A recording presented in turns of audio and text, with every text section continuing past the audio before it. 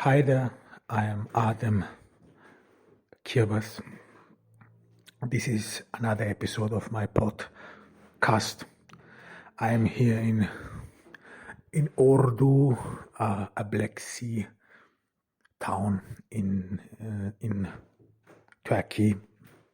We are still in the pandemic. It is an cloudy August day in Ordu. I hope that you all are doing fine and that you take care of yourselves. This is going to be the last episode I want to talk about screenwriting in that, not about screenwriting, but about character arcs. Of course, I mean, there is a lot of we could talk about, and I can only warmly recommend this YouTube channel, The Take. It is really very inspiring, very interesting. So everyone who wants to get to know more about character analysis should definitely check out this YouTube channel, The Take. It helped me to prepare some of my thoughts and so on.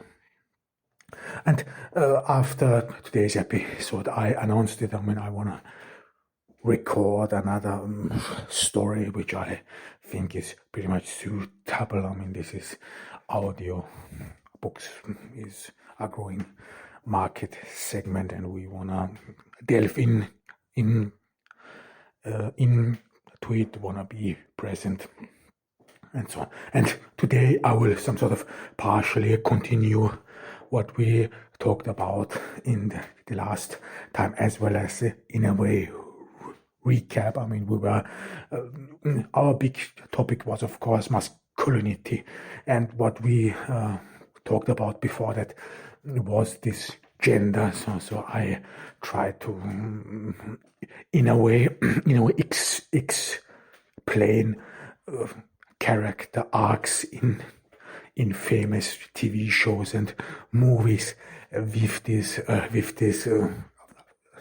character arcs. Of course, we have to make a difference. This is what I did not mention in the beginning, that there's of course a difference between character arcs, how a character is, and then between plots. I mean, this I think Kurt Vonnegut wrote a little bit of about plot arts, how plots are generated or built in general. Of course, we have to be aware of one thing. I mean, in TV shows as well as in movies, there's always a recurring theme of movie plots. If you want, I mean, one great source is Shakespeare. If you only watch Romeo and Juliet, I mean, this is the recurring theme throughout all the movies. And because theater and especially Hollywood is very influenced by Shakespeare, by English theater, of course, they play a crucial role, as well as in, if you want, Jane Austen's Pride and Prejudice. This always occurs in a theme or another. And as well as, I mean, what you, in a way, recently, what we always see, some sort of this American high school drama. In that sense, this is, for example, high school musical with Vanessa Hudgens and Zac Efron. There again, you have some sort of this quarterback, this American, if you want, this hope of American, this American youth, and this then tries to accomplish something for her father, for her team in general. So you have a lot of these high school themes, which some sort of are dominating the entire youth culture of our generation, and this is particularly in America or from America, because in continental Europe you watch these kind of things rather in or they are rather an auditory, because in Europe people play soccer, and in Europe there is not a very strong presence of the sport in the school. No, in Europe this is rather, if you are a passionate soccer player, and if you play or wanna play in a youth club or whatever, so then this is mostly not organized through the school or through the high school. No, they are private clubs and so on. So there is a lot of difference between them. However, but they are pretty much dominating. And this structure, for example, there is one cheerleader who is some sort of the head cheerleader, and she is in odds with all others. I mean, this is what you some sort of have through all TV shows. I mean, this is what you have in OC, California. This was a TV show with Benjamin McKenzie and Misha Barton. This is something as well as you have with High School Musical, but here it is basketball. Then you have this even in Vampire Diaries, so on and so on. So this plays a crucial role, and there's pretty much always the same theme in a way. There's always, in a way, a new girl, and she always has to decide between two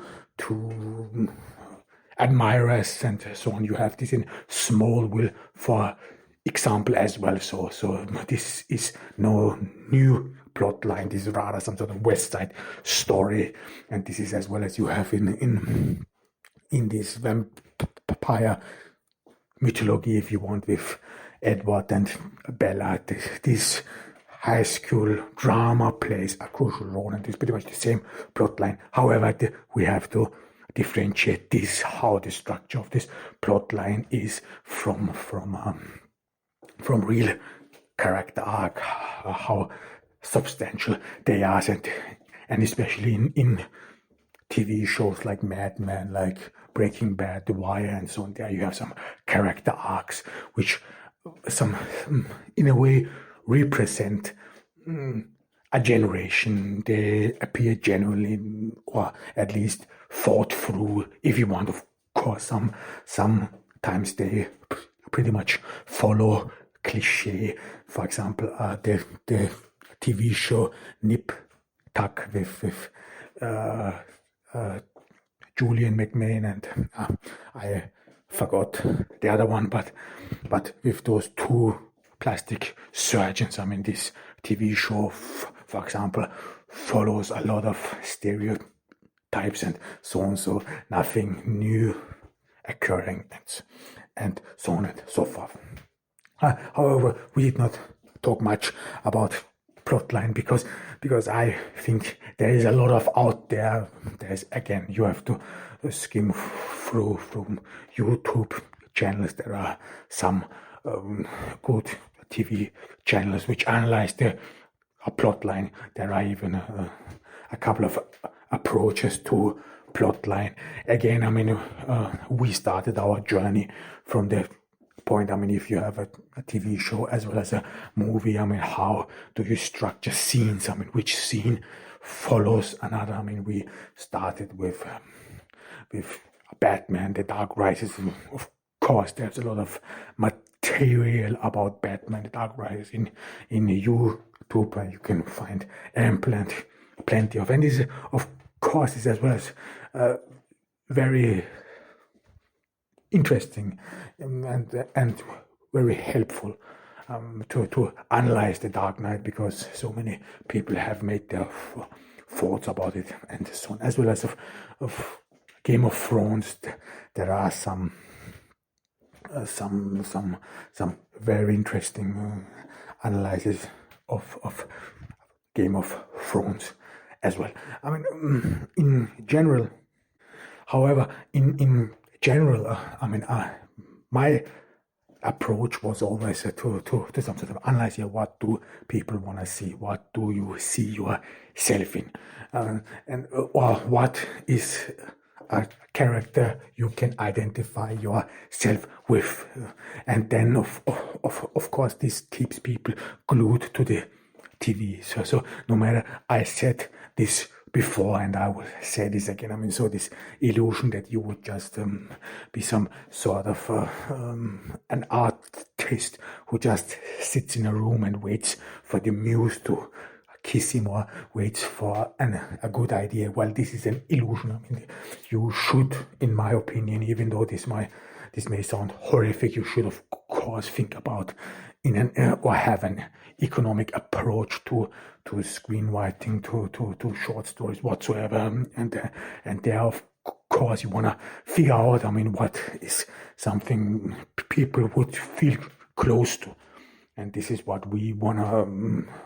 If you are a good writer, especially if you want to be a successful writer, you should, in a way, always regard this as well. Of course, some of you will say, yeah, well, isn't it all about what's in your novel? Isn't it what you want to some sort of share, or the information you want to share with people? Yeah, but this is, if you want the information you want to share with people, or what the story you want to tell with, tell to people will be heard, or people will listen to you if you know how to wrap it up properly, if you know how to sell it, if you want. I'm in that sense, I'm not very successful so far, so I don't have many readers. I hope this will change in the future. However, but in a way, because of this one fault is, of course, that you want to some sort of think about, yeah, why, for example, is Harry Potter so successful? And then if you watch the plot line of Harry Potter, I talked about this as well in the beginning of this podcast. Then if you watch Harry Potter, then you see, of course, this is some sort of place to people to be outcast. Harry Potter, he sleeps under the stairs. He is not very, very liked, and then or his step, or this family with whom he lives, they don't like him, they hate him, they don't want him to become a wizard, and so they hamper him in that sense. And this is what people then feel or associate with themselves, that there are people who hamper with my success, people who put obstacles in my way, and so on. And there is a new world behind them, beyond their if you want, wildest imagination. So this world where Harry Potter is not just a nobody, but where he's someone. And this again plays into this narcissistic world or as well as in our daily lives. If you live an ordinary, boring life, and then of course you in a way imagine that you would be someone else also, or that you, if you perceive yourself as dull, as boring, of course you want to imagine a world where you are the hero, because this is what Harry Potter is about. He's a star. He's well known. He survived Lord Voldemort's attack on his family. He's special. He has a scars and so on. He's rich. He's famous. And if you then see it from this perspective, then you see that this is actually someone who aspires to be famous, or this is what people would like in Harry Potter, see themselves in Harry Potter. So this is this nobody, and then it turns out to be some sort of, if you want, a star.